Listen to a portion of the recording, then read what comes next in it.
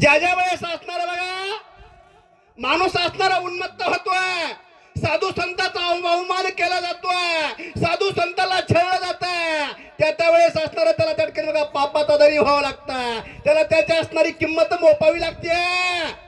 अगदी तशाच प्रकारे हनुमंता मी या ठिकाणी उन्मत्त झाले होते. अरे लक लक लक लक करणारे असणाऱ्या सुंदर असणाऱ्या त्या देवाच्या विमानामध्ये बसले आणि ते विमान त्या ठिकाणी घेऊन आलेले, पण विमान नेमकं पाडलं कुठे? शोराचारामध्ये. अरे ऋषीच्या आश्रमावर विमान पाडलं. ऋषीला अतिशय त्या ठिकाणी राग आला आणि त्यांनी मला या ठिकाणी शाप दिलेला. तेने शोभले मुनीश्वरा, क्रोध चढले दुर्धरा, न विचारिसी पात्र कामाचार विचारसी. त्या आश्रमावर ज्यावेळेस असणारा त्या आश्रमावर विमान पडलं ऋषीच्या, त्या ठिकाणी असणारे ऋषी मुनी त्या ठिकाणी ध्यानस्थ बसले होते, साधूचं कामाचं ध्यान करणं. आणि माझ्यासारख्या पापिणीने काय केलेलं? त्यांच्या असणाऱ्या त्याच असणाऱ्या पर्णकुटीवर विमान पाडलं. आमचा शिवेळा 4 चालू होता, तेवढ्याच असणाऱ्या ऋषीचा त्या ठिकाणी बघितलं, उन्मत्त झालेली आहे.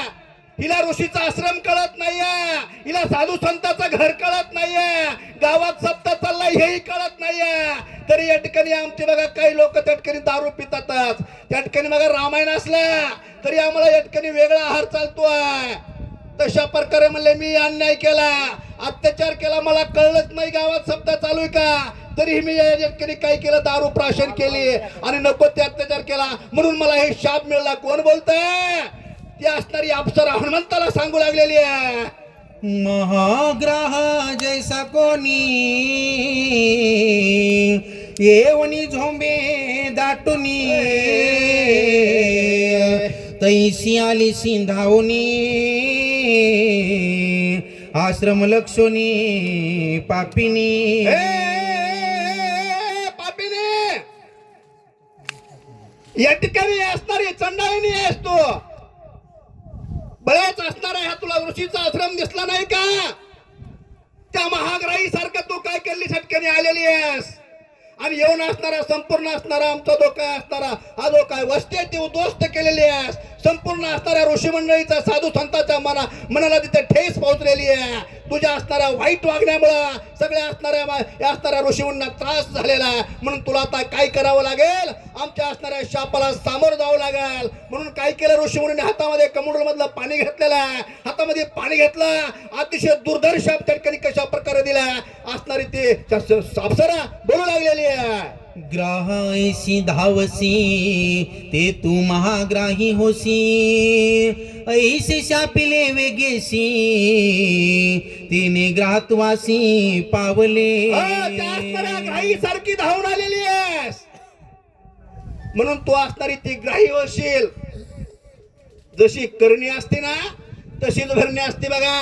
म्हणून त्या ऋषी म्हणून जसं माझं कृत्य होतं तशा प्रकारे मला शाप दिलेला आहे आणि त्यांच्या शापामुळे मी असणारी मगर होणे या तळ्यामध्ये पडलेले आहे. हनुमंता ही झाली माझी असणारी कहाणी. आता हनुमंताला पुढे आणखी एक काही शब्द सांगून हनुमंताला कशा प्रकारे सावध करते ते ऐका. त्यासी हो निशरणंगता म्या प्रार्थिले ते महंता, रवीसी म्या केले उद्धता, दंड तदरता मज झाला. या ठिकाणी असणारा ती अप्सरा सांगू लागलेली आहे ही माझ्याकडनं एवढी असणारी महान चूक झालेली आहे, परंतु या ठिकाणी मी त्यांना शरण गेलेलं आहे. बघा चुकीला माफी असते परंतु अनन्य भावे शरण जावं लागतं. सगळं असणारा गर्व आणि अहंकार बाजूला ठेवावा लागतोय, मी पण बाजूला सारावा लागतोय. त्यावेळेस चुकीला पण माफी मिळते. म्हणून तिने सांगितलं तुम्ही संत महान आहात, तुम्ही या ठिकाणी योगी आहात, तुम्ही त्यागी आहात, तुमच्याशिवाय आम्हाला कोण माफ करणार आहे? मी एक तुमचं बालक आहे, मी एक तुमचं लेकरू आहे. अरे लेकरू जर मांडीवर जर काही शिकली तर काय मांडी कापतात का? म्हणून माझा अपराध झालाय, मला माफ करा, मला उपशाप द्या. मग त्यावेळेस असणाऱ्या त्या ऋषीने काय उपशाप दिला? साधूसी जो करी छळन अथवा करी उद्धतपणा, किंवा करी जो हेळना तत्काळ पतन तो पावे. या ठिकाणी असणाऱ्या त्या ऋषी मुनींनी सांगितलं, जे असणारे साधू आहेत, जे असणारे संत आहेत, जे असणारे व्यक्ती वारकरी संप्रदायामध्ये त्या ठिकाणी बघा आपला अहोरात्र जीवन व्यतीत करतात, त्यांना जर काही कोणी अपमान करेल, आजही अपमान केला जातो आहे. चालले टाळ कुटायला, तुमचा धंदाच तेवढा आहे, तुम्हाला काहीच काम नाही. अशा प्रकारे समाजामध्ये अशा प्रकारचा काही एक वर्ग असतो, ती बोलत असतो. परंतु घाबरू नका, त्यांची जागा त्यांना एक दिवस मिळणार आहे, त्यांना असणारे हे पतन भोगावे लागणार आहे. तशा प्रकारे त्या असणाऱ्या ग्राहीला ती शिक्षा मिळालेली आहे. ऋषींचा त्या ठिकाणी राग शांत व्हायला तयार नव्हता. काही क्षणामध्ये राग शांत झाला आणि ऋषीने काय मला उशाप दिलेला, नवती पुराणीच्या कथा माझा अनुभव प्रत्यक्ष आता. जे उपेक्षिती साधू संता त्यासी खस्ता रोकडी. अप्सरा आपला अनुभव सांगू लागले हनुमंता. अरे जे परमार्थ करतात ना, त्यांना वेळोवेळी त्या ठिकाणी समाजाच्या बोचणे ऐकून घ्यावे लागतात, समाजाचा त्या ठिकाणी असणारे वाईट शब्द ऐकून घ्यावे लागतात, क्षणाक्षणाला अवहेलना केली जाते. परंतु परमार्थ हा सोडायचा नसतो, परमार्थ हा केलाच पाहिजे. या ठिकाणी सांगते तशा प्रकारे त्या ठिकाणी त्यांनी मला, माझ्याकडून जरी मला अवहेलना झाली असली, माझ्याकडून असणारा त्यांचा अपमान जरी झाला असला, तरी सुद्धा त्यांनी मला माफ केलं आणि उशाप दिलेला. ऐसे विनविता ऋषी जन तेही होनी प्रसन्न मज दिदले वरदान तुझे उद्धारण हनुमंते.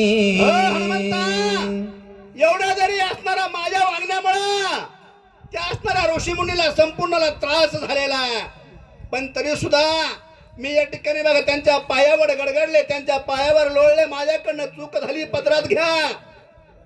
माणूस हा चुकीचा पुतळा आहे, पण जर का त्या व्यक्तीने जर आपली चूक मान्य केली ना, तर त्यासारखा शहाणा माणूस जगात दुसरा कोणीच नाही आहे. कारण का कुणाला किती जरी सांगितलं ना, तर तो काय म्हणतो, माझ्याकडून चुकलंच नाहीये, पण चूक होऊ द्या, पण या ठिकाणी माप या ठिकाणी बघा स्वीकारण्याची हिंमत असली पाहिजे, ताकद असली पाहिजे. त्या अप्सरेने स्वतःची चूक कबूल केली होती, ऋषीने माफ केलं आणि तिला उशापता काय दिलेला, तू राहोनी जळवासी दरीसी कपीच्या पायासी स्पर्श होता सज्जनासी तेने उदरसी सतसंगे. या ठिकाणी असणाऱ्या ऋषीने परत शाप दिलेला, तू असणारी ग्राही होऊन असणारी या तळ्यामध्ये पडशील आणि तळ्यामध्ये पडल्याच्या नंतर बघा तुला असणाऱ्या सज्जनाच्या पायाचा स्पर्श झाल्याशिवाय तुझा उद्धार होणार नाही. म्हणून असणाऱ्या सज्जनाच्या पायामध्ये, सज्जनाच्या पायाच्या धुळीमध्ये एवढी ताकद आहे. म्हणून म्हटलं जातं संत चरण रज लागता सहजा. बघा त्याच्यामुळे असणाऱ्या हनुमंताच्या चरणाचा तुला स्पर्श होईल आणि तुझा उद्धार होईल. पुन्हा सांगितलं, त्या असणाऱ्या ऋषीने सांगितला, म्हणून हनुमंता या ठिकाणी माझा उद्धार झालेला.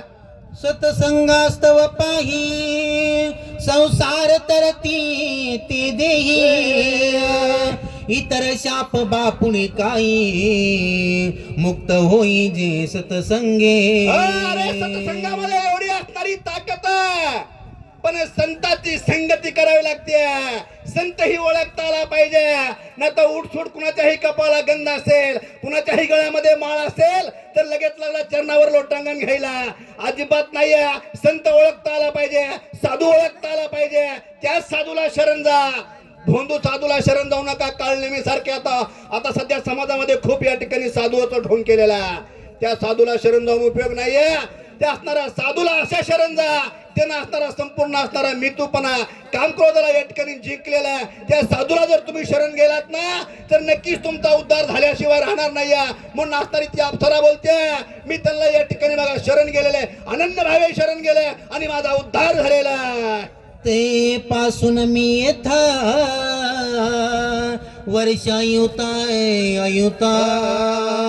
होती